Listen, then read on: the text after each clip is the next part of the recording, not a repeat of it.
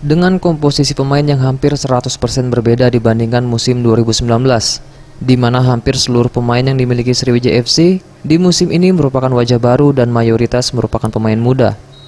Untuk itu, satu-satunya pemain yang merupakan wajah lama di tim SFC, Amrizal, ketika ditemui mengatakan tim SFC di musim ini akan berbeda dan lebih fresh dibandingkan musim lalu, di mana dihuni mayoritas pemain muda dan dalam membangun kerjasama tim dianggapnya bukan merupakan suatu hal yang susah, dikarenakan dengan banyaknya pemain muda yang ada, lebih cepat untuk mereka beradaptasi.